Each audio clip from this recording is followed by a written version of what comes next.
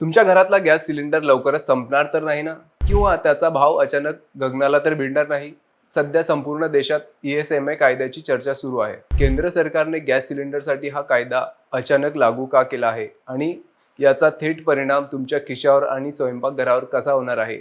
सध्या महाराष्ट्रासह संपूर्ण देशात घरगुती LPG आणि व्यावसायिक गॅसचा तुटवडा जाणवू लागला आहे. याचं मुख्य कारण म्हणजे आखाती देशांमध्ये सुरू असलेली युद्धाची परिस्थिती. जर हे युद्ध लांबलं तर ही टंचाई आणखी गंभीर होऊ शकते. अशा वेळी काही लोक परिस्थितीचा फायदा घेऊन गॅस सिलेंडरची साठवणूक किंवा काळा बाजार करण्याची शक्यता असते. हेच रोखण्यासाठी सरकारने 1968 चा अत्यावश्यक सेवा संरक्षण कायदा म्हणजेच ESMA लागू केला आहे.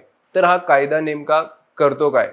तो साठेबाजांना कसा रोखतो? गॅस सिलेंडरचा विनाकारण साठा करणाऱ्यांवर किंवा तो वाढत्या दराने विकणाऱ्यांवर आता थेट फौजदारी कारवाई होऊ शकते. घरगुती गॅस आणि वाहनांसाठी लागणारा CNG यांचा पुरवठा खंडित होणार नाही याची खात्री हा कायदा देतो. अत्यावश्यक सेवेसाठी येणारे कर्मचारी संपावर जाऊ शकत नाहीत, जेणेकरून गॅस वितरण सेवा 24 तास सुरू राहील. म्हणजेच सामान्य ग्राहकाला गॅस मिळण्यात कोणतीही अडचण येऊ नये आणि बाजारात कृत्रिम टंचाई निर्माण होऊ नये यासाठी हे एक सुरक्षा कवच आहे. त्यामुळे अफवांवर विश्वास ठेवू नका आणि गॅस सिलेंडरचे अनावश्यक बुकिंग करून भीतीचे वातावरण निर्माण करू नका. सरकार परिस्थितीवर लक्ष ठेवून आहे. तुम्हाला ही माहिती कशी वाटली? ESMA कायद्यामुळे सामान्यांना खरोखरच दिलासा मिळेल असं तुम्हाला वाटतं का? कमेंट्समध्ये नक्की कळवा.